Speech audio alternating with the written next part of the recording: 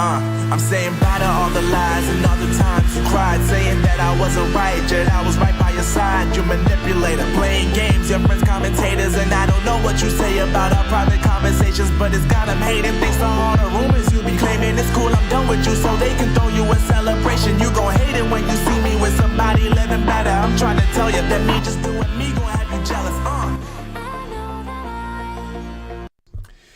Hey folks, welcome back to the program. This is Chris live in central Pennsylvania, and my guest today is none other than Ernst Roets. Ernst, you've got the audio on your laptop. I'm getting reverb. Yep, sorry.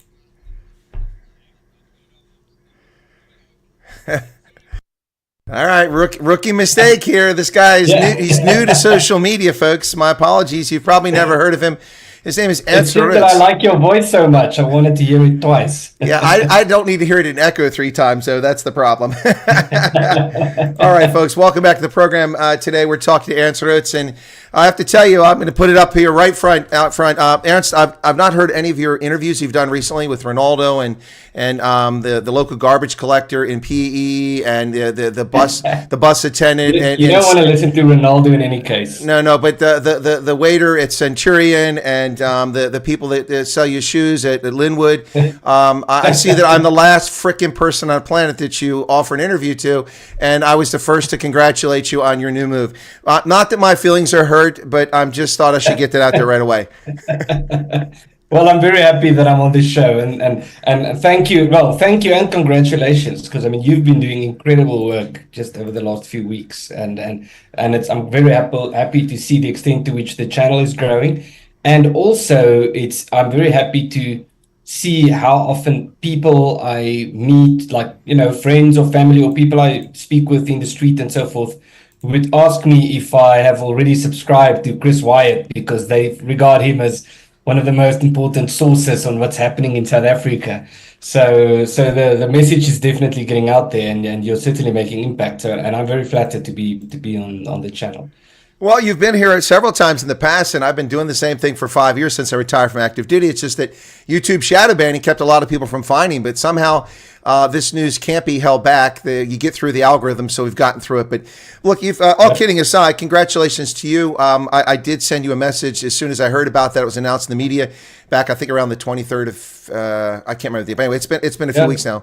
Anyway, so let's just recap for folks who don't know Ernst. You spent a couple decades with Afriforum and Solidarity. Was with Afriforum for a long time, and then moved over to the Solidarity movement exclusively, and has recently departed there. And when Solidarity and Afriforum in the States, I asked them in private, was this acrimonious? Everybody's spreading rumors. And they're like, no. Ernst just wants to do new things and try a new opportunity and be his own man. And I think that's the case. Is that an accurate description? Yeah. I mentioned on my Facebook page today in just a short Afrikaans video that it's in a sense pretty funny how many, well, I say many, I got about 3 or 4 invitations from media outlets like TV channels in South Africa asking me to come on air to talk about Afriforum and the Solidarity movement as in my capacity as a former member. And so, because obviously what they're trying to do is they're trying to set us up, this divide and conquer type of thing. And I said to them, I cannot do that because I'm not a former member. I'm a current member. I'm still a member. The fact that I'm not an employee anymore doesn't mean that I don't support them or that I'm not a member. They're doing stellar work, fantastic work. And I have good friends who work there, including Adams van Sale, Conscious Caracal, who's been on your channel, and many others. So yes, there's not a war or a fight or something like that. I do think it's important for me to do this thing that I've been, that I've just announced. I'm sure we'll get to that in this interview. And I think that I think it's important to do certain things, and that I can I think I can play a bigger role and a more constructive role in what I intend to do in the future. So that's the story. There's not really there's no, internal scoop or something like that. I figured as much, but people are always looking for that angle, and that was my assumption wasn't the case. But listen, we're always looking for the next big thing. I still have my lifelong goal to be the small, benign dictator of benign dictator of a small African country. And as usual, Lesotho and Eswatini are at the top of my list. I'll just let you know that up front. So that's Yeah, but no one's ever heard of Lesotho.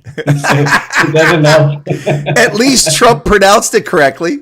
Yeah. Well, now everyone has heard of Lesotho. Yeah, at least they're not saying Lesotho like most Americans do. Yeah, exactly. It's like the Barbara Streisand effect. Just simply saying no one has ever heard of Lesotho coming from Trump's mouth means that everyone has heard of Lesotho. Well, it's exactly. It's just like the media self-fulfilling prophecy that Oranje is a whites-only town when it's not. It's an Afrikaners town. There's a big difference there. Exactly. So, okay, let's get into this a little bit. I want to, before we get to the pioneer movement, I want to talk, or pioneer initiative, I should say. Before we get to that, I want to talk to you very quickly about what is going on here. We've got people running around for political gain, running out of the mouth, talking about treason charges for people talking to the U.S. government on an activity that's perfectly legal. Groups from all over the world lobby Washington every day of the year. CARE lobbies on behalf of the Islamic community. We've got Jewish groups that lobby on behalf of Israel. We've got arms manufacturers from Europe that lobby here in the States and D.C. It's exactly. ridiculous. So these people come here perfectly legal. The Democratic Alliance was just here. I spoke to Emma Powell yesterday about her trip here, and they came as a political party, not as representatives of the government, and that's perfectly legal. But you've got people using language just to inflame the situation in South Africa. But what I do want to say about that is that the Daily Mavericks, Rebecca Davies, ran a story yesterday, an op-ed, in which she said that there's no evidence, there's scant evidence that Solidarity and Afriforum spoke to anybody in America except some right-wing podcaster. So I was just going to suggest, I was going to suggest to those guys that should they be charged with treason, they should call their star witness to be Rebecca Davies, since she has confirmed that they didn't do anything in America except go to a Starbucks. Well, it's worth flying to America to get Starbucks. Not really. No, it's not. That's a lot of money. Yeah. Yeah, I saw that. I mean, just I think the underlying issue here that is more important is the treason accusations is beyond ludicrous. So, because for something to be treason, you have to plan to overthrow the government by unlawful means. And so even if you call, which I don't think they are doing, even if you call for I know they're not doing this, calling for some form of a regime change or something like that, that still isn't treason. It becomes treason when you plan to do it unlawfully. So you can say, for example, that what we need is secession. We need to break the country up. But if your call to do this is to do it through lawful measures, so constitutional measures, that's perfectly legal. If you plan to do that through unlawful measures, like setting up a private army or invading the union buildings or something like that, or I don't know, trying to in some way take control over the army or the police, as if that's going to help you, that's when it becomes treason. And I think there's a reason why they resort to this. That's because the populist narrative has failed. And what I mean by that is, so a few years ago, everyone started calling everyone racist, but it was just empty accusations. And so after a while, people just stopped caring. I mean, I honestly don't care if someone calls me a racist, because that word is thrown around so often that it just has lost all impact. And so I think that they've started to realize this, which is why they escalated the rhetoric, and then they went to Nazis and all of this, and there was all this white supremacy and white monopoly capital and all of this, but now even that has lost its power, and now they need to get something new that is even more hard-hitting, and so the new thing is treason. But I mean, that's absolutely ludicrous, and the fact that the government is even entertaining this, that the Hawks is entertaining this, is crazy.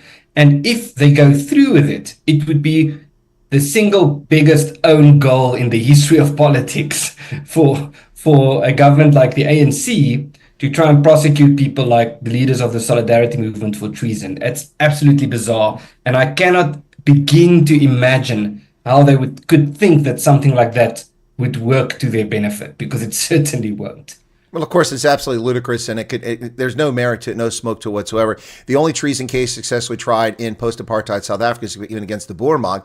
And for those of us who know the story of the Boer-Mog, 75% of the people in the Boer-Mog were actually undercover government agents trying to incite them to do violence and set them up. So that's the story there. But I have to tell you, Ernst, look, I mean, we've seen that at the barracks for the signal unit in Zeerust, that the soldiers don't even pull guard duty. They hire private security. That's how lazy things have become. And all you have to be is a homeless man and hang out in Parliament for 24 hours and just torch the place for hours on end. There's no security whatsoever. So I think if anybody wanted to overthrow the government of South Africa, it would take probably a couple cups of coffee and goodwill. I mean, it's it's pathetic. Yeah, it's crazy, and I mean, but again, there's something underlying here that is quite disturbing or concerning, is just how weak the South African government has become. And so in this video, and I'm sure we'll get to the Pioneer Initiative, but in this video in which I announced it, I said that the fact that the ship is headed in the wrong direction has become less important than the fact that the ship is sinking. And what I mean by that is the ANC very clearly wants to steer this ship in a particular direction. They want to implement the National Democratic Revolution. They want EWC, or expropriation without compensation. They want to control the media. They want all these BEE laws. They want to clamp down and be much more aggressive in their policies. So that's the direction they want to steer the ship, which is obviously the wrong direction. But what has become more important is it's almost not that significant anymore in which direction they are trying to steer the ship. What is more significant and more important is that regardless of what they're trying to do, the ship is sinking. And in other words, every single function that the government is supposed to be doing in South Africa is failing. And so in a certain sense, the threat of these destructive race laws and expropriation without compensation and NHI, as serious as it is and as potentially destructive as it could be, is still not as potentially destructive as a complete collapse of society in South Africa. And that's what I mean when I say the ship is sinking. Well, arguably, society has collapsed. It's a failed society in many respects. The rails are torn apart. I've seen them. I've seen the lines ripped up. I've seen the ports. They're the worst performing ports in the world by the people who evaluate ports internationally, not by me, not by the U.S. It's done by folks out of the Middle East to do that. The highways are potholed everywhere. The services, Eskom is a disaster. Load shedding never ended. They just called it load reduction. It was still load shedding, just not on a national basis. And they lied about it. They can't hold elections. Now they want to hold digital elections in a country with no electricity. I'm getting a kick out of that one. Arguably, in many respects, it is a failed state. Many people rely on their own private security to provide safety in their neighborhoods. They provide their own electricity with generators or solar panels. Many of the things that the state is responsible for have already failed. Law enforcement, criminal justice. It's really, really sad to see the situation. And so I can understand why people are frustrated and why they're looking for something else. But now the ANC and the opposition politicians have found a new boogeyman, Ernst. And his name is Donald John Trump. The Trumpster. But first he misunderstood. It was misinformation. He was misinformed. Now he's attacking the sovereignty of South Africa. But all Donald Trump has done is stop giving people handouts. And by the way, it wasn't South Africa's target initially. The entire global program of foreign aid was suspended. And then South Africa's reaction was, oh, they attacked us. No, it's the whole world, buddy. But because you ran your mouth, then Trump came after you. And then they run their mouth again. So he's the new boogeyman. And it ain't going to work. Trump's not going to buy it. South Africa, when it comes to priorities, Ernst, I know you talk to people in the States and policymakers, but here's Iran and Russia and the European Union and NATO and Ukraine, China, yep, and North Korea, yada, yada. Way down here is South Africa. And people keep acting like it's the most important thing on the planet. It's not. It really isn't. That's absolutely the case. And it's so bizarre how the ANC government can simply move or progress from one blunder to the next.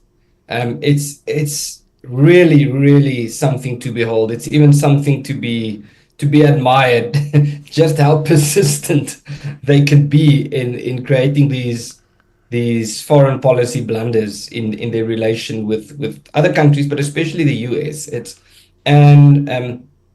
I think there are probably many reasons for this. I think one reason is that the ANC still very much likes to boast about the fact that they are a liberation movement and not a government, not a ruling party. They want to have a revolution. They don't want to govern.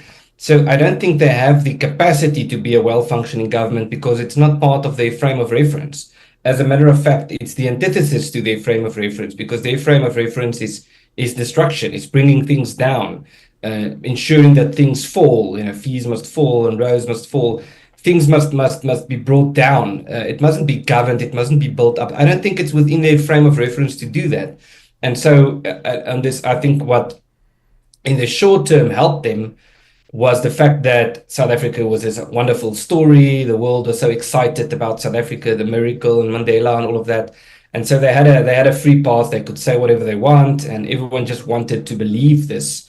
It didn't work. And so now it's collapsing, and now it's collapsing very fast, which is very concerning. But I want to say that there's something in what's happening at the moment that leaves room for optimism, as opposed to simply being, downtrodden and pessimistic. I think there's a lot to be optimistic about in terms of what's happening in South Africa at the moment. And we're going to get to that optimism in just a couple moments here. But before we get to there, it is ironic to hear the discussion of the National Democratic Revolution and the revolutionary spirit, and then Ramaphosa telling the Youth League to be militant and strident. A revolution is to overturn the existing order. The existing order is run by a majority black government, and it's basically a socialist communist government that has state control over much of the economy. Over half the economy is controlled by the state, and that means basically that a lot of people are excluded from it based on their racist policies. So who are they trying to overthrow? Themselves? I mean, it's absolutely ridiculous. Yeah, I think they've gotten stuck in this, and they were 10 or 20 years ago. I remember people talking about this, and I remember experiencing it also when I was a student at university, that the ANC youth leaders, at least, or the leaders within the ANC, were quite good at debating. They were much better than their, what you could say, opponents. So if you had, in the early 2000s or late 90s, if you had put a bunch of ANC Youth League leaders in a room with a bunch of young Afrikaner leaders, the Afrikaners would lose the debate because they didn't have the political vocabulary, they didn't have proper arguments, and they were also very much defeated by the ANC politically. And the ANC was very politically fine-tuned and so forth. But the problem is they have never progressed. So they are still saying the same things they said in the 80s. They argue as if we are still in the Cold War, and they speak as if we are still in the Cold War, while everyone around them has progressed. So which is why it's very, very difficult for a member of the ANC to win any debate or an argument at the moment, because they've become so detached from reality. They still think and act as if the Soviet Union is still in this conflict with the Western world, and there's a global communist movement. They still, and as if whites still govern South Africa. There's no progression in their thoughts or in their intellectual endeavors since 1994. Well, and somewhat controversial, a little bit stereotypical, but I think kind of on the money here is that there's a reason why it was like that. And many of the ANC were intellectuals that got free rides at Oxford and Columbia and Yale. They were treated and feted as revolutionaries abroad and sponsored by leftists and given, and they live in lap of luxury. Not too many of them were actually in the bush at Quattro with, killing each other, instead of killing the SADF. So there weren't that many who were actual real revolutionaries. They like to claim they were. Most of them were intellectuals. And what's happened since then is that they've managed to implement an education system which has lowered the educational standards to an abysmally low level. So now you've got 30%ers who are rising up in the ANC, and they're not particularly bright intellectually. While on the other hand, the Afrikaner community, I believe, was always stifled, just much like the society was, under apartheid, and people couldn't aspire to do things.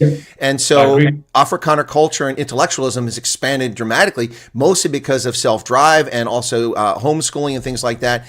And so I think that you have a much, in my view, and some Afrikaners take offenses, a much brighter intellectual class of Afrikaners today than you probably had in 1994, whereas the ANC has gone completely the opposite direction with a 30% crowd. I think you're absolutely right. So the metaphor I use is, that's just my personal frame of reference. Like when you go camping in tents and you have to, pack up to go home, but it's raining. You just fold up your tent even though it's wet, and you take it home. And then once you get home, when the sun is shining, you put up your tent again so that it can dry. But often, at least in my case, and I'm sure many other people, you leave the tent in like on the lawn for a few days. And then eventually you remember, listen, I need to go and pack up my tent because it's dry. And then when you pack it up, if it's been on the lawn for a few days, you'll find that below the tent, the grass has turned yellow. but also because there wasn't sunlight on the grass, but also the grass has grown at a much higher rate. So the grass that was below the tent is much longer than the grass that isn't below the tent. And that's because the grass was covered and it wanted to survive. So it sort of grew quicker. And I think that's what happened with the Afrikaner community, with all these BEE laws and all the extent to which we're being pressed out by government.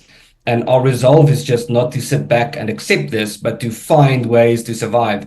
And so ironically, it had the opposite effect than what they wanted. They wanted to oppress us. They wanted to hold us back. And what actually happened is they really accelerated our intellectual capacity, our ability to do business, our entrepreneurship. And so the Afrikaner community today is a very high functioning, well functioning community.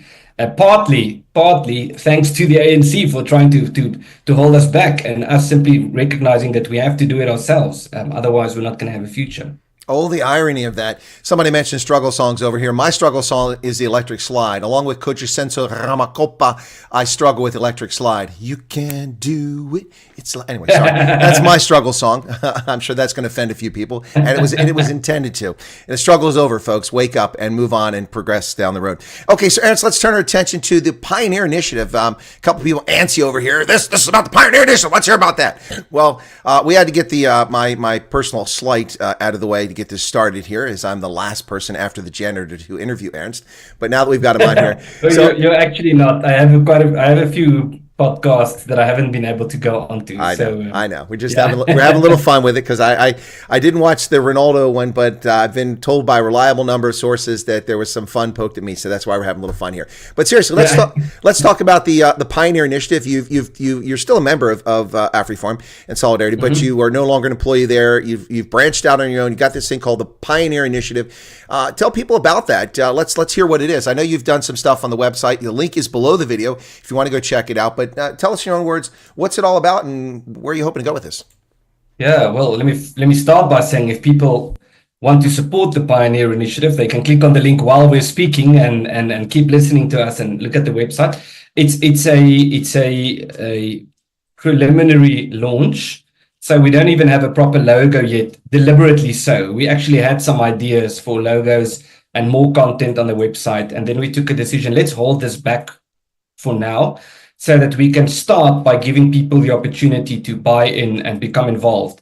And then we can continue by building this initiative with the inputs of the people who are contributing and who are involved. And I think it has worked tremendously. We've gotten a lot of support since Friday when we published the video and the website. And the Pioneer Initiative is a new initiative, and the vision of the Pioneer Initiative, in other words, what we seek to achieve, is a sustainable political dispensation for South Africa. And what we mean by that, or the premises on which this is built, the assumptions on which we built this institution, is we believe that one of the most important reasons why South Africa is failing, why the ship is sinking, as I mentioned, is because regardless of whether we can argue about whether the Constitution intended for this or whether Mandela intended for this, we can have that debate. But regardless of whether it was intended or not, the fact of the matter is that the South African government has become extremely centralized. They have way too much power to do whatever they want, to get away with whatever they want to do. And that there's a growing gap between the people, or I should say peoples, in other words, communities living in South Africa, and the government. The government has become, you could say, an oligarchy that's capitalizing on resources, but not doing anything for the people. And this is because the political system, regardless of what the intention was, has made this possible.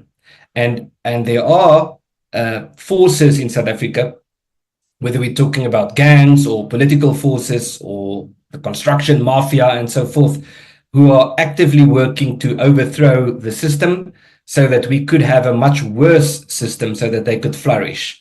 And the Pioneer Initiative says that this system that we have, doesn't matter how much you like it or how much you dislike it, it's not going to last. There's going to be a point when the political dispensation in South Africa is going to change, when we're going to have something like a different constitution, something like a different structure for the way politics is organized in South Africa. That could take many forms. And we are saying that we need to start preparing for that.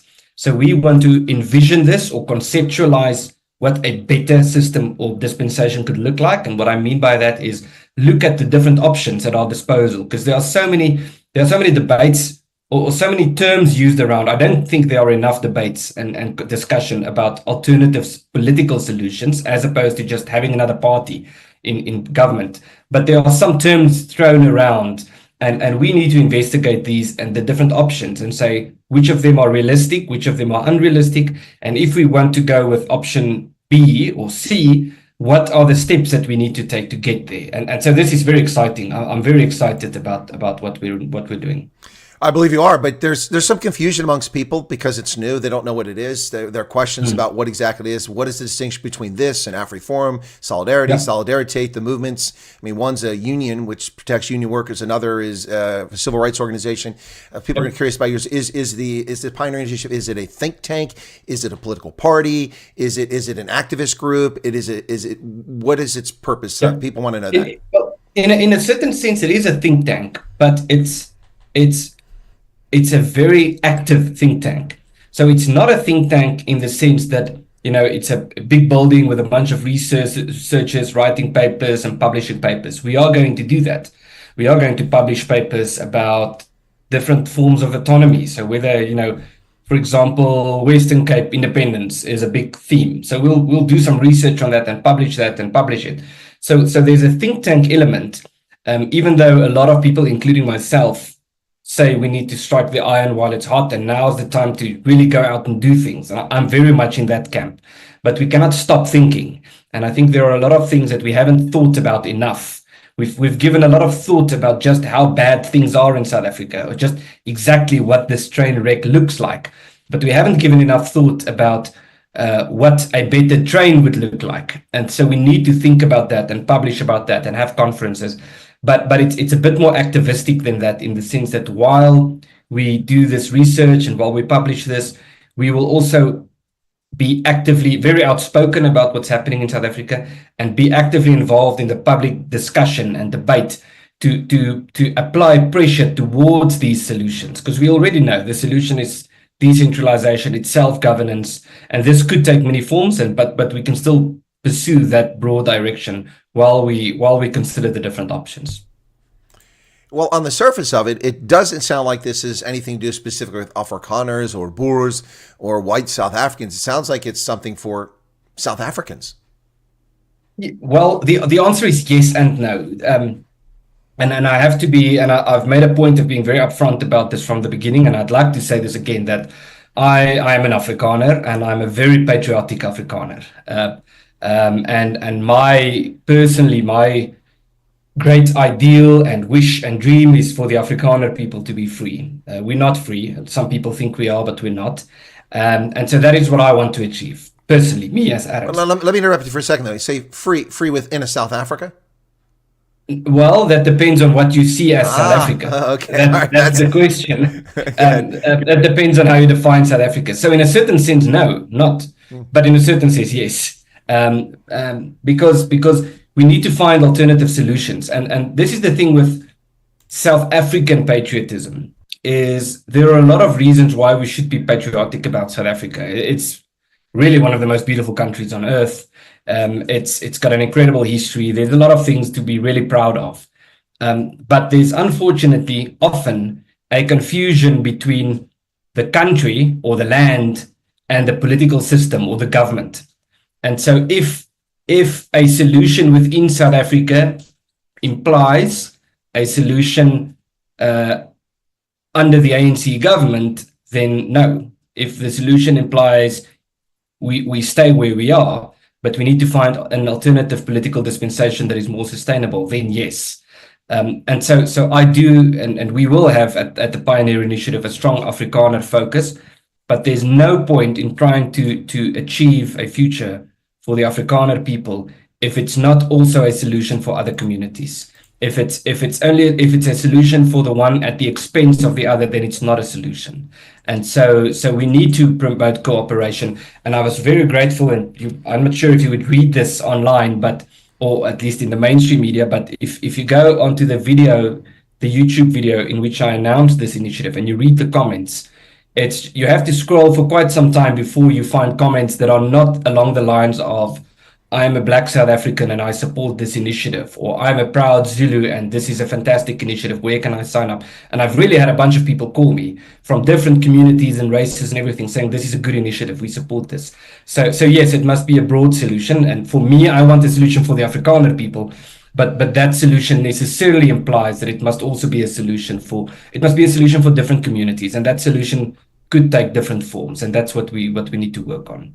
So your concern and emphasis is on Afrikaners, but a solution for Afrikaners sounds like a solution for everybody.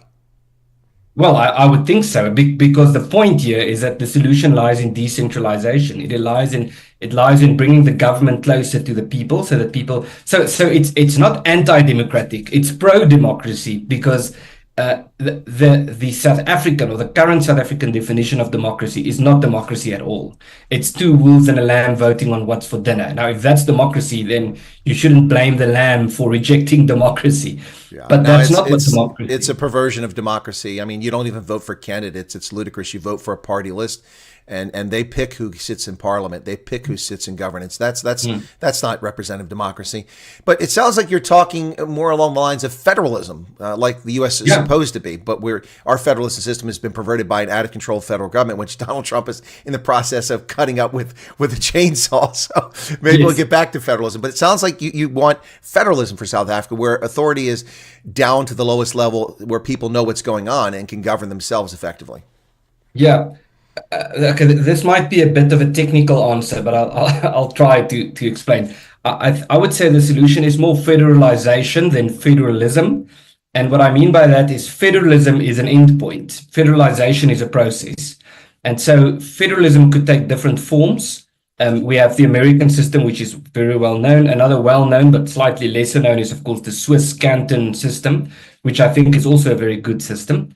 But there are other destinations that one could reach that I'm not sure if it should be described as federalism. Maybe it is.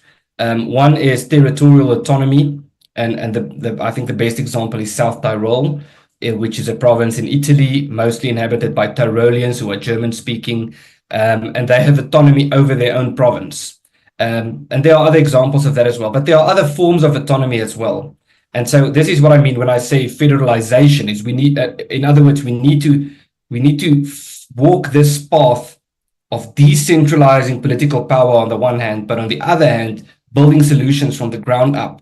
And solutions include building institutions and so forth, as the Solidarity Movement is doing brilliantly. But solutions should also imply working towards dispensational solutions. In other words, a political system that leaves room for communities to flourish. And that could take different forms. The broad direction, we know what that is. It's decentralization and it's self-governance. But the end destination could be different things. And we need to, that's the think tank part of what we need to do. We need to investigate the different options, the different possibilities, and say, this is what it looks like. This is who have tried it in other places in the world. These are the people who were successful. These are the ones who weren't. This is the extent to which it might be applicable to our situation. And if we want to achieve this solution, what are the steps that we need to take? So that's quite exciting. I'm quite excited about this.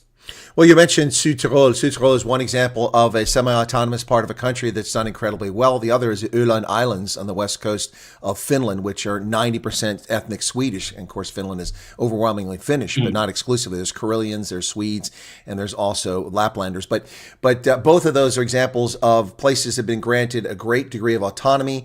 They tend to have far lower unemployment, much greater investment, greater outcomes, educational, social continuity in Südtirol. Now, Südtirol, of course, was colonized by the Italians after it was ripped away from the Austro-Hungarian Empire at the end of the First World War. And the German population was 90%. It dropped down to close to 50%, but the ethnic German population is back around 66% right now.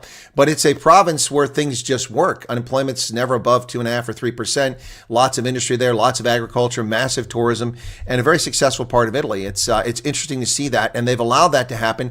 And the interesting thing is, if you ever watch the Olympics and you see all the, except for Alberto Tomba, you ever see the Italian skiers, they always have names like Schultz and Schultzlein and Bein, because they're all ethnic Austrian Germans from that part of from Italy. Italy. So Yep. it's something that's just really worked well. So people in the chat, some people are talking about, no, not territorial integrity, but I don't know. It sounds to me more like you're talking about parts of South Africa. There's still part of South Africa, but they exercise a greater degree of autonomy over local governance. Yes, well, certainly that's definitely the case, and that could take different forms. But so I just spoke with someone just outside here. I bumped into someone I know, and we had a quick conversation about this topic. And there are really some taboo things that we're not allowed to say when we talk about the South African political dispensation. And one of them is the S word, of course, secession. And a lot of people are asking about this. And I've given this some thought as to how much we should investigate this or talk about this. And ironically, I want to answer this with reference to Steven Pinker, the psychologist in America with whom on an ideological level there's much I think to disagree with, although a lot of people have much appreciation for him. But one of the very controversial issues in the world that I'm not really involved with, but some people talk about this, is the issue of IQ and the bell curve and Charles Murray and so forth. And Pinker's remark about that was, as an enlightened person, a person who believes enlightenment is the solution, that if we don't talk about IQ, only the people on the fringes are going to talk about IQ. So it's better for everyone to talk about it than to leave this topic for people who have some strange views about this. And that's his argument. But the point is, if we don't take a responsible and a thoughtful approach to a topic like secession, then the only approaches to a topic like this would be people who are more on the fringes. And so I do think we need to talk about that as well. And by that, I'm not saying that is where we are heading or that is the solution. That's why I'm saying the end destination could be different things. But there are many, and I think I think we need to educate people, including ourselves, including myself, about these options, because there's a plethora of different political solutions. And we only think in South Africa, unfortunately, our frame of reference is very warped or limited. We think there are only two solutions. There's the new South Africa under ANC government, and there's apartheid. And you have to choose between those two. When those two are just two solutions out of hundreds, and we should look at other solutions to say we don't want to go back to the past. It's not going to work, and so we don't want to do that. But we also don't want to live under this government, so we need something better. And I think that's something that's quite exciting to me. Well, there's a chat comment here from Danny Polpa, who says he's from Transylvania, from Siebenborgen, but lives in Pretoria, talking about trying to... Wow. Yeah, do you know Transylvania is great. I was there last year. It's an incredibly beautiful place. And it's also something that we can look into for encouragement and some examples, because the Transylvanians, many of the minorities in Romania are Hungarians. And so, we've spoken about this before, I think on your channel as well, that Hungary has this running joke that who are the people that border Hungary? And the answer is Hungarians, because there are so many Hungarians living in other countries close to the borders of Hungary. And so one of the questions we need to look at is what's happening with the Transylvanians? Is what's happening with them, in other words, the Hungarian Transylvanians or the Hungarian Romanians, you could say, are they satisfied with their political system? If so, is this not something that we should look into? Are they not satisfied? If so, why not? And what can we learn from that? And I'd say that's just one example out of many. But Estonia has some great examples. Russia, the Russian Federation has great examples. Switzerland has great examples. And there are countries in Africa with great examples. Ethiopia's constitution is very interesting. The French Canadians is something that we could look into. Canada is generally regarded as an English country, but there's a significant French Canadian community. So to what extent are they protected? Do they experience that their rights are protected? Are they satisfied? If so, why? Or what led to them being satisfied? Are they dissatisfied? If so, why? So these are very it's sort of open-ended questions, but I think it's something that we need to spend more time on. No, I think it's a fair point. But back to the Transylvania Siebenburg situation, where I do research on ethnic Germans, and that's, to me, you're talking about Hungarians, but they're not really Transylvanians in my understanding of it. The Transylvanians are primarily, not exclusively, the ethnic Germans were invited there by the Hungarian king in 1049 to fight off the Turks, and so they were given specific rights, and they founded 7 cities, the Siebenburg, and 7 castles, including Kronstadt, which is Brasov now, and many others, and Sigishwara, and all these places. So they found all these places, and their mission was, when the Turks came to defeat them, they were given exclusive rights. Only they could live in the cities. People could come in on weekends for markets and such. And I'm not trying to harken back to that medieval age and how wonderful that may or may not have been. But what I'm trying to say is that the destruction of that community is a tragedy beyond imagination. In 1918, there were about 8 million people in what is today the borders of Romania, including Hungarians and gypsies and the Germans and some Turks and of course lots of Romanians. 1 million plus of them, 1.1, 1.2 million, were ethnic Germans, and the descendants of those that came in 1049 and came later. Today, there might be 30,000 of them left, and this is all a consequence of Ceausescu and allowing them to get out during the Cold War, and then what's happened to the community since then. So that's a sad story there. Now, maybe for the Hungarians, and they're looking for autonomy, and inside of, particularly in the western edge of Romania, in the Banat region, maybe that's what's going on. But the Romanian story for me is frustrating. We just saw that the government has just removed the candidate who's the most popular, saying he can't run in the runoff election. I mean, this seems to me to be fashion. Just because he's right of center, they don't like the guy. But I don't know if Romania is the best answer we're looking for right now. But let me get back to this. A lot of people are asking this question, Ernst, in the chat. And so I'm going to ask it very directly of you. It's not my question. It's a question that's out there. Yep.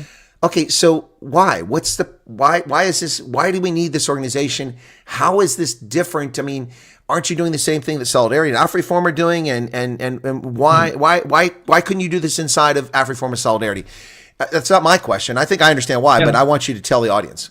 Yeah, so it's not the same. And I don't want to speak on their behalf. I used to speak on their behalf. I don't want to do that. I can't do that anymore because I'm not a spokesperson for them. But the Solidarity movement is a network of institutions, a wide variety of institutions, including academia and Soltech, and of course Afriforum and Solidarity itself. Solidarity is, I don't think it's appropriate to call it a union anymore. It certainly used to be a union, but the world of trade unions has changed dramatically, and the world of workers and working has changed. So it's probably more accurate to call it a workers' organization, or because they put a lot of emphasis on training and helping people get jobs and preparing people for the workplace, when the traditional thought of a union was that it's like a socialist movement that protects the people from the employers. So Solidarity has a very unique focus, and part of that focus is fighting for freedom in the workplace, which is why they are the leading institution fighting against, affirmative action and so forth. And so that is a core focus of Solidarity. That would not be a focus of Pioneer. Afriforum is a civil rights group, but you could also describe it as a community, a movement that pushes for community-based solutions, which is extremely important. And so Afriforum is involved with campaigns about hate speech and destructive laws and things that affect people in local communities against local governments. They're involved with private prosecution and so forth. None of these would be a focus of Pioneer. Afriforum is also involved with organizing local communities like neighborhood watches, getting people to drive patrols, getting people to be much more involved with solutions in the towns in which they live, in their local communities, which I cannot overstate how important that is, and how important it is for people to support Afriforum and keep supporting Afriforum. But none of this would be a focus of the Pioneer Initiative. The Pioneer Initiative is a very, very, you could call it a single issue initiative. And that single issue is to work towards a more sustainable political dispensation. So it's a macro political, it has a macro political focus. And we would be, we would support Afriforum and Solidarity and so forth, but it certainly is. It's not the same thing. And there is a different focus. And it's not part of the Solidarity movement, But I think I can speak for myself and for the solidarity movement when I say that it would certainly be a friend of the solidarity movement. Well, let me ask this question, because you've got all kinds of groups popping up all the time, all over the place. They come and go. We see people who did the Witkois Monument, that organization is still out there. We see the Black Monday group, which had a lot of momentum for a while, and it kind of died down, and it's still there, but not really doing much at the moment that we can see. So with this organization, I mean, I just saw recently the Beta Eindes, these the better finishes. They seems like two dudes who are talking about life is wonderful in South Africa and people should want to leave. Yeah, I don't know. The only problem in South Africa are those racist white people. It's and the people telling you that are white people. So that's the ironic part. But no, it's so the better enders there. Seeing them, like, it looks like two dudes. I call them two dudes at a Five Guys restaurant or something like that. But the two dudes who are. So I mean, so it begs the question here. So your organization is new. You're just getting off the ground. I don't know if there was a lot of legwork done before this. I imagine there was. I don't know if I mean, is it a pretty flat organization? Is it just Ernst Roets right now, or are there other people involved? Do you have volunteers? I mean, it's early days, so I don't expect you to have this whole setup or something like that somewhere. But I mean, just how many people are involved in this at this point? Can you share that? Can I say two things? I want to respond to the comment about many organizations popping up, and then practically about Pioneer. Sure. So I think a lot about NP van Wyk Louw in general, the Afrikaans philosopher. But one particular statement of his, that in Afrikaans he said that die wisseling van gedagtes vir 'n volk is so belangrik soos wat die bloedsomloop vir die liggaam is. In other words, the free exchange of ideas within a people is as important as blood flow is for the body. And which sounds very smart and very true, and it is. But so if he's saying that the exchange of ideas is as important as blood flow, the blood isn't flowing, if we use that metaphor, if everyone just agrees on everything, because then we would. That's what happened with the ANC. They just agree on everything. They only disagree on who's stealing what and so forth. But we need to have differences among each other. We need to have disagreements. We need to have debates, because that's how we become better. That's how we get improved. And I would be very alarmed if we reach a point where, there's this Afrikaans saying that Afrikaners kan nie saam staan nie, the Afrikaners can't stick together. And that's maybe true, but I think if sticking together implies that everyone agrees on everything, it would be a very bad situation. So we need to have different ideas and debate it and talk about it, because that's how we grow. And so that's the first part. And that implies having different organizations as well. And the ones that are more efficient, that have better ideas, will flourish, and the ones that have bad ideas will end up as two guys in a Five Guys restaurant, like you said. So in terms of Pioneer, it is new, and as I mentioned, it's deliberately founded as a preliminary structure. The logo is just a P on a blue background, the letter P for Pioneer. We have some ideas about what the logo should be, but we decided not to finish one before we launch the website, because we want to get people's input. And so at the moment, I am the only employee of the institution.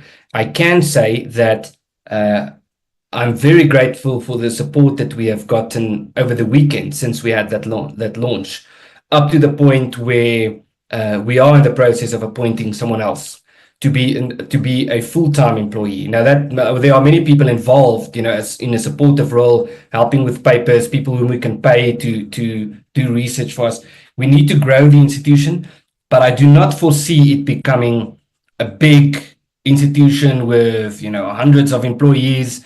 I would rather have a situation where we are fairly small in terms of our staff component, and we have significant resources to be able to get the best people inside and outside of South Africa and pay them to do the best research we can possibly get, and where we have resources to be able to travel to other countries on short notice, to speak at conferences, to raise international awareness, where we have resources to build a proper studio so that our communications is lifted in terms of its efficacy and so forth. So it's small in terms of staff, but I'm very optimistic about the prospects of growth. Well, I don't exactly have a representative sample of South African society. It seems like a lot of my recent arrivals are very pessimistic about things in South Africa, and it's their prerogative to be pessimistic. But to reflect the comments that come from people who are talking about things, I had Emma Powell on yesterday from the Democratic Alliance, who recently went to the States and spoke to policymakers. As we mentioned earlier. So Emma Powell was on, and she seems to have a favorite phrase right now. I'm not picking on Emma, but she kept talking about, moving the needle, getting the needle to move. And I get where she's getting her point there. She's trying to change things from inside the government and inside the government national unity. And I think a lot of people are very pessimistic that such a thing can happen. And I think we'll find out tomorrow. The next 24 hours may be the most consequential in post-apartheid South African history as the government national unity either moves forward or collapses tomorrow as a consequence of the budget. We'll see what happens there. But she's talking about moving the needle. So I think I've seen some of the comments in the chat here in this conversation, and there's a lot of pessimism here. How do you think you can move the needle, or can you move the needle to get to these ends that you're looking for here? Because you're not calling for demonstrations in the streets. You're not calling for revolution. No. You're not calling for an overthrow of the government. This is all within the existing system to try to get to change. I think if from the outside looking in, Ernst, the only way I see this change, and I'd hope that the fossils that were in the ANC, including many who were functioning illiterate, like Jacob Zuma, who grew up during the struggle, would die off and leave eventually, but some of them are still lingering. And unfortunately, the next generation is even dumber than what we saw before. So I don't have a lot of hope where the ANC is going to improve itself. I'd hoped 15 years ago that maybe we'd get better outcomes with the ANC. I don't see that. So the only way I see the things improving is the ANC at minus 30% as a political party and as a yapping dog on the outside of government. Is there any hope here? I mean, obviously you must think there is, or you wouldn't be trying this venture. Yep. Well, I think you mentioned the DA. So just the DA as an example, I think there are some good people in the DA and there are some people who are less good, you could say. So I haven't spoken about moving the needle. I have spoken about the pendulum swinging back. I think, and maybe the emphasis difference is that moving the needle is a bit more sort of zoomed in, whilst the pendulum swinging is a bit more of a macro perspective. I think, with all due respect to the DA and the other opposition parties, I think there's very little that you can do from within the system to fix the system, because that's like living in a house that doesn't have proper foundations and you're trying to fix it by repairing the skirting or putting up new curtains, but the house is going to collapse because the foundation isn't strong. And so I think I'm not even saying that the system should be brought to an end. I'm saying the system is going to end. There's going to be, South Africa has had so many constitutions since 1910. And it's pretty funny, actually. In 1996, when the South African Constitution was adopted, people called it the final constitution. Now, no constitution can ever be the final constitution, because every constitution is temporary. And the same goes with the current constitution and the current structuring of South African society. And it's very clear to me, and you can also, let me make the point. It's very clear to me that we are moving toward that point. And you can see this, among others, by the extent to which people have lost faith, not just in the ANC, but in political parties as a solution, where the ANC has lost support, but almost every party has lost support in the last election, and voter turnout is the lowest it has ever been. So people are in many ways turning their backs on politics. People who vote for many people, perhaps most, but I would at least say many people are reluctant voters. So they would vote for a party not because that party really excites them, but because they think it's the least bad of all the parties. And so I think people are turning their backs on this. And that's because people are experiencing, whether they would articulate it or not, that the system is letting them down. And there are a lot of people who are calling for the system to be brought to an end on the left, because they want a more radical system. They want to destroy the constitution because they believe the constitution is protecting minorities. It's protecting white South Africans, and they don't want that. And that's the point why I made that point about Steven Pinker. If we don't talk about this, if we don't talk about what a better political system would look like, the only people who are going to talk about this are going to be the people who see the constitution as a barrier to to oppress white people or minorities. And so we need to have that conversation. Even if you want the current system to remain in place, even if you think you are sufficiently protected, we still need to have that conversation, because things will probably change, and we need to make sure that when it changes for the better and not for the worse. Well, that's definitely the case. We definitely see that MK and EFF would love to change the Constitution, and some of this is already happening. Essentially, we're seeing laws passed that are in conflict with the Constitution. The Expropriation Without Compensation Act is a violation of Section 25 of the Constitution. It's unconstitutional, yet they're about to start seizing buildings, which ironically in Joburg and Hillbrow in the Central Business District have been abandoned because the owners have been chased out by squatters, and when they try to remove them, the police stop them from removing them because the squatters have rights. So their buildings have been stolen, and now the government's going to take it because they claim it's abandoned. And we know what's going to happen. The government officials are simply going to demand the money from the people who are living there as rent and put it in their pockets. It's cloud cuckoo land. Margaret Thatcher called Zimbabwe cloud cuckoo land. South Africa is cloud cuckoo land, and it's on a higher level here. It's the sad part about this, Ernst, is that when the ANC came into power, they didn't know how to be corrupt. I mean, some did, but they didn't. I mean, Tony Yangani got a discount on an auto loan for being corrupt.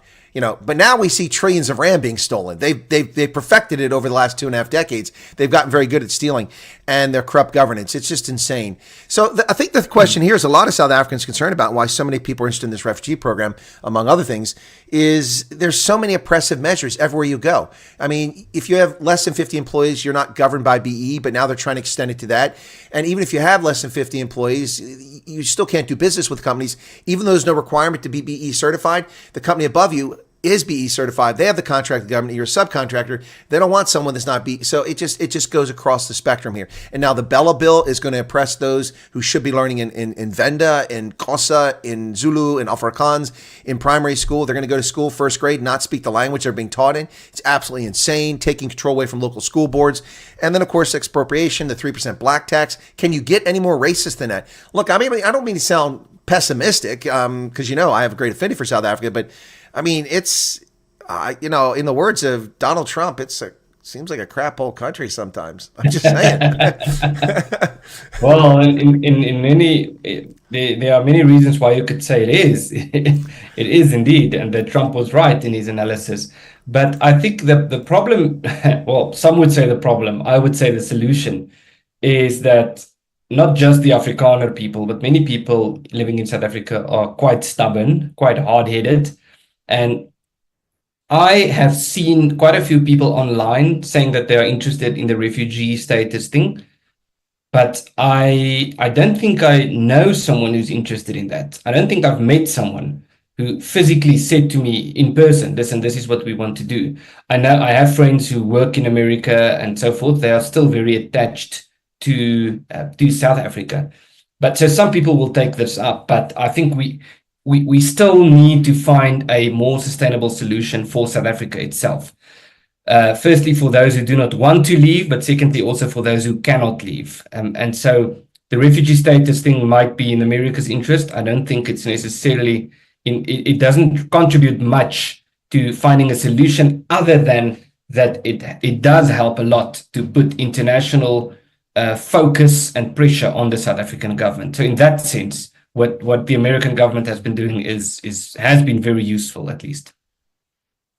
Well, I think it's a good point about what the American government is doing, whether it's intentional or not. It's a whole other story. But look, I understand the bottom line of this, and I've said at the very beginning, is that most Afrikaners are not going to leave South Africa. And even if most did, the Afrikaner community would survive in South Africa. I mean, it was nearly wiped out in the Anglo-Boer War, 16,000 women and children exterminated in concentration camps in horrific conditions of dysentery, starvation, and endemic diseases. It just was horrible.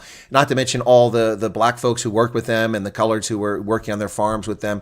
Also tens of thousands of them wiped out. But the community was nearly wiped out at that time, and it survived and came back stronger eventually. In fact, it became quite resilient after that. So no matter who does or doesn't leave South Africa, Afrikaans and Afrikaners will survive in South Africa. But there are a lot of people who are very interested in this. But I think the thing here is that it's on a personal level. People who've dealt with tragedy or been abused or denied, and they're not in the circles where many Afrikaners are that are saying that there's nothing going on here. I guess we'll find out if and when the Trump administration finally gets around to publishing the guidelines on this and who they consider an Afrikaner to be, and then maybe we'll find out. But right now, there definitely are a lot of people interested in this. The problem is that there's a lot of people in South Africa rubbishing the fact that this offer is out there, and I think that's going to backfire on the government. They really need to just not talk about it. Just ignore it and stop talking ill of the United States, and then maybe we can move the needle or swing the pendulum back in a different direction here. I'm more about getting the axe out and chopping some of the dead wood off the stump.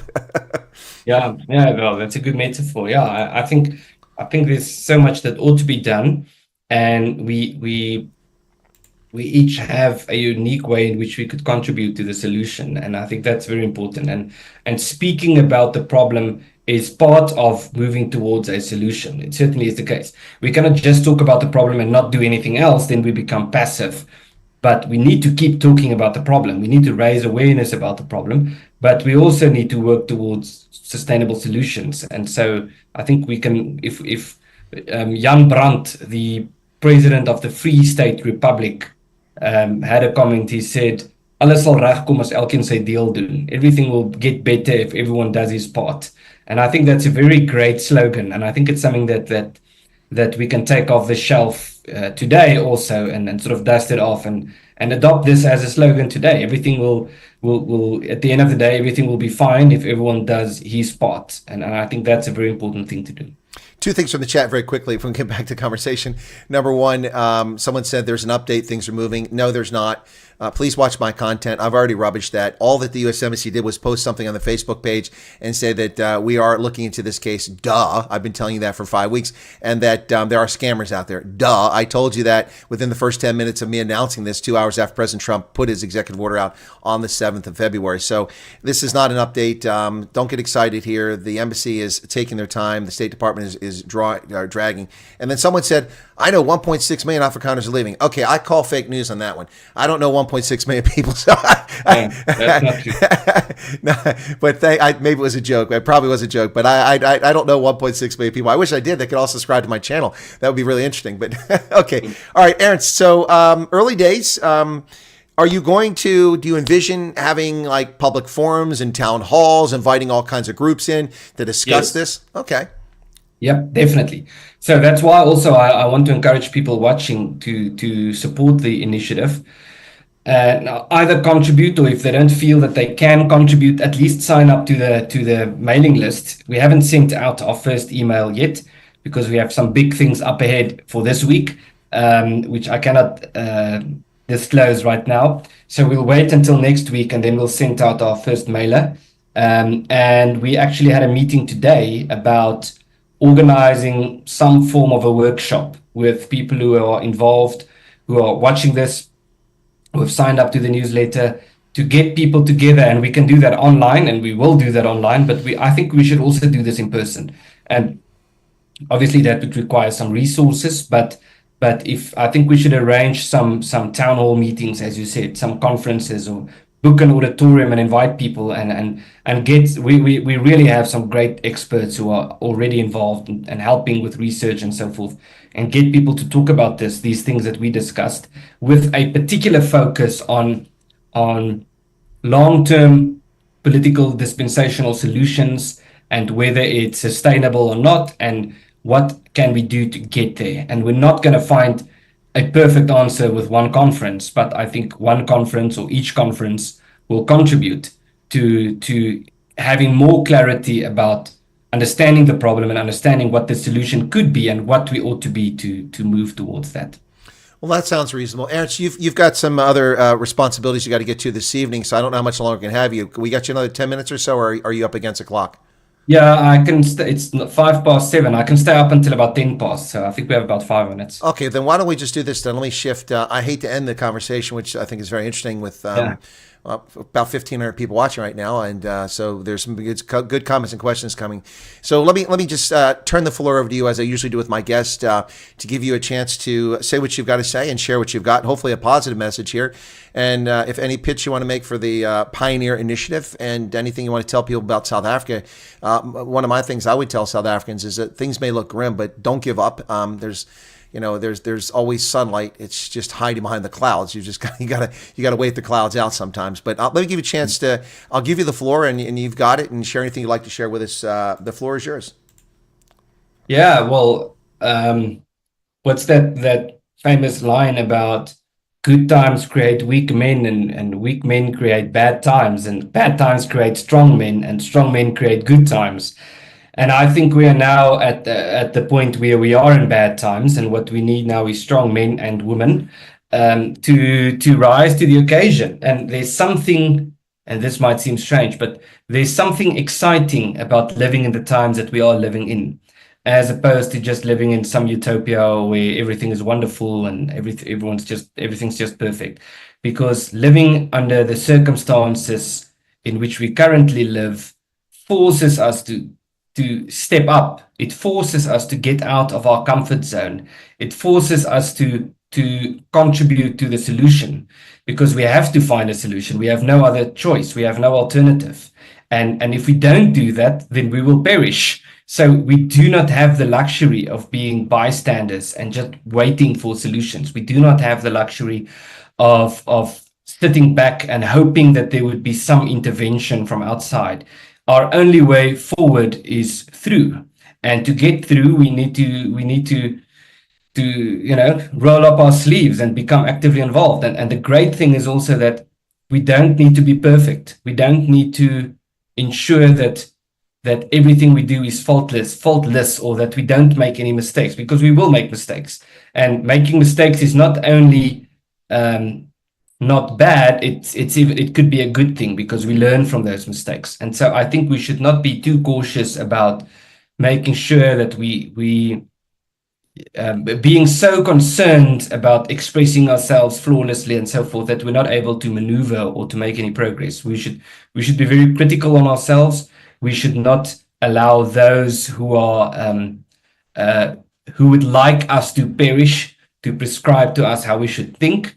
And we should take ownership. We should take ownership of the situation we are in, the responsibility we have been given, and do what we can do under these circumstances. And I think if we rise to the occasion, we will not only find a solution for ourselves and for the peoples of South Africa, but we can also contribute to finding or discovering sustainable solutions, or I could say rediscovering sustainable solutions from which the rest of the world can also learn. And the fact that we are in this situation, even though there's much reason to despair or be pessimistic, the fact that we have this opportunity, that this torch has been handed to us, to me gives me hope. To me, that makes me excited, because it means that we have a responsibility to fulfill, and we cannot refuse to step up to the occasion to fulfill this responsibility that we have been given.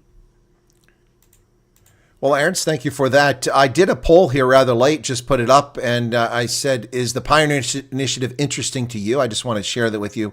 About 360 people voted. Get off your bums there, folk. 1,300 of you. Let's get some votes in there. I suppose it should be encouraging to Ernst. There's been a lot of moaning going on in the chat, but 66% say it is interesting. So I mean, anytime you can get over 50% in a poll is pretty good. 66% is very impressed. 67 is going up.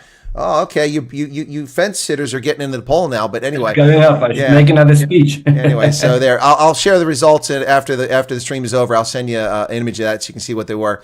It's not scientific, but again, understand, Ernst, because of the recent refugee program announcement, we both know that my channel has surged in viewership, and a lot of people coming in are people that are interested in that, and so a lot of them are very skeptical about any discussion about the future of South Africa. So if you're getting 69% now that say it's interesting, I think that's very good. Imagine what the general public would be like. So maybe there's something to this Pioneer Initiative. Maybe you're onto something there, Ernst. I don't know. Just saying. Well, I'm very grateful for the support we've gotten since Friday, and especially the fact that, I mean, I've made it very clear that what I would like to achieve in terms of the Afrikaners, but the fact that there's also so much support from other communities, that's very encouraging. And I think in that sense, it's great to work together and find solutions for everyone. Excellent. Well, I always like to say an even number, at least 500 or 1,000, is kind of a representative sample. We're almost at 500, and it's up to 70% now. I think there's some love here for Ernst. I mean, have you got a fanboy club that we don't know about? That's going on. Anyway, listen. Yeah, great. I see the polls are coming in. It's fantastic. And Ernst, thanks a lot. I appreciate you getting me on as the last person you ever talked to for the interview, sir. No, I'm just. Look, somebody said to me, they're like, "Hey, Chris, they always save the best for last." So that's a good point. Yeah, exactly. Best for last. No, but seriously, look, we'll talk more as it goes forward, and maybe some surprises coming up in the near future. Who knows? And if they are, we'll let people know about it. And I want to wish you the best of luck with this. And thanks for coming on. And anytime you want to talk about it, or there's another topic you want to discuss, just give me a heads up, and I'll put you at the bottom of the queue with my interviews. Don't worry about it. That sounds like a good idea. Quid pro quo. There you go. Great reciprocity happening here. All right, cool beans. All right, so thanks a lot. I'll let you drop off, and I got a few comments from my audience here, unrelated to your appearance, but I just got to cover because I got news coming at the bottom of the hour. Okay, best of luck and have a good evening. Okay. Thank you very much, and also to the people watching, if they haven't in some way signed up to or supported the Pioneer Initiative, please click the link and make sure that you become part of the team in some way. All right, cool beans. Folks, Ernst Roets from the Pioneer Initiative, formerly Afriforum, then Solidarity, and now on his own. All right, cheers. Thank you. Thank you very much. All right. Okay, folks, there's some comments going on in the chat I just want to address here very quickly. There's comments about the embassy's empty. Okay, I don't know where the comments are coming from. I saw Ananda Baker's here. Okay, so the embassy is not empty. It's not simply South African nationals working the embassy. The ambassador, as a pro forma, that's what you do when the administrations change, is you offer your 10-year resignation for political appointees. Reuben Burgundy was a political appointee, as all of his predecessors have been for the past 30 years, so he resigned. So he left. That meant that the next person up in line became the charge d'affaires, the acting, not an ambassador, but someone that is responsible for the diplomatic mission, has the authority to discipline people and take action on behalf of the United States mission, and that was the deputy chief of mission, the number 2, and she just resigned, and she was near retirement anyway, and her feelings are hurt because she doesn't want to serve on a Trump administration, so she's gone. So there is another charge d'affaires. The press hasn't told you that. It's likely a political or economic officer working the embassy. It could also be the attaché. We never know, but that would be rare. It's normally a political officer that does this. So there is currently a charge d'affaires that's taking place. There are embassy employees who are American direct hires who are working there in the political, the economic office, people working for the National Institutes of Health, people working for the Centers for Disease Control, people working for the Defense Department. They're there. They work there every day. They haven't gone anywhere. They're still doing things. But this is not a mission for the U.S. Embassy to decide. They're just a conduit to share with you. The program for refugee resettlement is being done in Washington, D.C., not in Pretoria. The staff, they're responsible for this in Washington. And there is a problem with staffing in Washington because any administrative changeover, you have a lot of shifting. Now, normally not staff because they're permanent, employees of the federal government, but the political appointees are gone and they haven't all been replaced. In fact, many have not been replaced as yet. You have a lot of people in acting roles, and sometimes in acting role, people don't have the authority they would normally have. So that may explain why this thing's taking slower. But trust me, the U.S. missions, all our diplomatic missions in South Africa, are active and open at normal business hours, unless they're threatened by EFF protests, and petrol bombs or something like that. So we have a diplomatic mission in Pretoria, in Hatfield, with an embassy and a consulate in the same building. We have a consulate in Johannesburg on Santon Drive. We have a consulate in Durban and one in Cape Town, all of which are open for business, and all of whom potentially could be involved in any refugee resettlement program. So let's just get that there, that they are doing normal service. But again, the embassy is not the organization that is going to be drafting this policy. I don't know why they put a statement out today. I did a video rubbishing it. A lot of people, I got dozens of messages all over the place telling me that there's an update. So I went and looked for the update. I went to the embassy Facebook page. I went to the embassy web page. I went to the State Department. I went to the White House. I went to the media. I looked. The only thing that's new on there is they said that there are scammers out there and that they're looking into it. All the rest is simply regurgitation information we've known since February 7th. And in fact, the link that it takes you to the embassy's statement on the 13th of February. So there's no change there. So don't be misled by Independent Online and News 24 writing a story saying there's a change. because there isn't, and it's not really an update. I said some people were encouraged by that. It means they're looking into it. Well, folks, I've been telling you that all along. Okay, I've worked in dozens of embassies and been stationed at 8 embassies in Africa, and I kind of know how this works. So, and I also still know people that do this. So you don't have to trust me. That's fine. You don't have to believe me. That's fine. But I am telling you that don't get too excited. This has been going on all along. They should have warned you on the 7th of February not to listen to scamsters. You do not need an attorney for refugee application. You do not need an attorney. You do not need to pay a single cent, a single rand, a single runki, a single shekel, a single ruble, a single renminbi, a single yen for a refugee. It is free, free, free. I pay for your price. I pay for your application. I pay for your resettlement. I pay for you coming here. I pay. We pay. We pay. We pay. You pay nothing. Nothing. We expect no money from Sudanese who fled Darfur to go to Chad and sit in refugee camps. We expect nothing from Somalis who fled to Kenya in refugee camps, or Sudanese from South Sudan who fled to Uganda. Nothing, nothing, nothing, nothing, nothing at all. We pay for it. The American taxpayer bears the burden, just like we've carried the price tag of $8.1 billion for PEPFAR for 22 years while the South African government sat on its ample bum and did jack squat to take full responsibility for that program. We pay for that. Do not fall for hucksters. Do not fall for shysters telling you a priority list that are putting on a list that it costs money. It's total bullshit. First off, you don't have to believe me. So I'll ask you this question. Where is the program at that tells you to do that? Show me where it's at. It does not exist. So people telling you that these things are true don't know what they're talking about. And oh, by the way, if somebody from a country that's, nicknamed the Great White North tells you that America has ulterior motives for this refugee program, but you can come to Canada, you can immigrate to Canada. Yeah, you can. Go ahead, immigrate to Canada. You got money to pay an immigration lawyer? Have fun. As Arctic has told you, immigrating to America can cost as much as $30,000 out of your own pocket. U.S.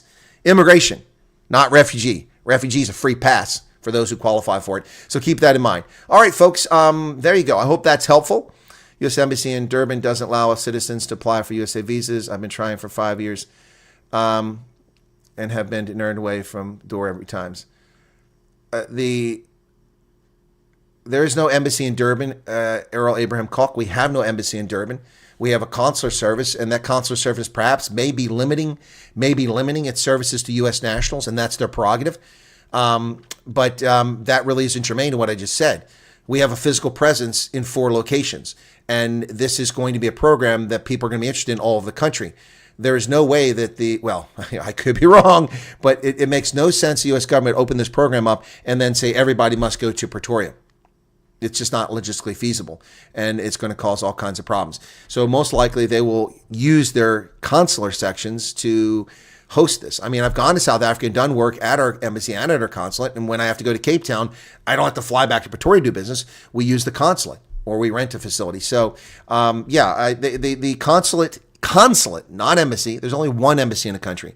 You have consular services in multiple locations. In Germany, I don't know what we have now. We had a consular office we had a consular section in Berlin, an embassy in Bonn, a consular section in Frankfurt, a consular section in Munich, and there was one other too. I think it was in Hamburg. Now we have an embassy in Berlin and consular sections in all those other places because so many Americans go to and live in Germany. So many Americans go to and live in South Africa. That's why we have consular services. So I hope that clarifies and makes it a little bit simpler for folks. Okay. All right. So Ananda Baker, somebody spoke for you and said you wanted to come on this program. I don't know if that's true. It was related to me. It was related to me, Ananda. I don't know if you want to come on, but if you do, just reach out one of the groups, the WhatsApp or the Telegram group. We can have a conversation whether that's possible or whether we can make that happen. But just let me know. You're with some sort of organization that is interesting people and piquing their interest. So I talk to people about things. So have a look in African News. They had an interview with. You will not like what he says on there. I don't know who that is. I have no idea who that person is. African News. Anyway. All right. And why won't I like what he says in there? Could you not be so cryptic and say something a little bit more? Okay, folks, the poll, let's see what it is. We got 630 votes. Y'all just gave up after 1,000 people here and you haven't voted. Come on. Vote in the poll. Nobody's tracking your vote. No one cares. I just want to see what people's thoughts on this. USA will fast track rugby players. I don't know about that. I don't know about that. Okay, so you're going to be redirected, folks, to the news at the bottom of the hour, which is in 10 minutes. I need to get up and stretch my legs, and I'll be back in 10 minutes with the news. I'm going to start the news and go straight through the news, and so if you come in the news just for me to say hi to everybody in chat, that's going to have to hold until the end, okay? If you got questions about refugee, that's going to have to wait till the end. Let's get to the news this time, and we're going to do that here in 10 minutes. So thanks for being here. My thanks to my guest, Ernst Roets, who is busy working on the Pioneer Initiative, and it sounds like some of you at least are interested in it. So there you go. All right, I'm going to wrap it up here, folks. Take care. Have a good day. Thank you for the super chats. I apologize for not getting to them, but we had to get through the interview, and I do appreciate them, plus the new memberships as well. Thank you all so much, and we'll see you here in just a few minutes right back on the channel. Cheers, everybody.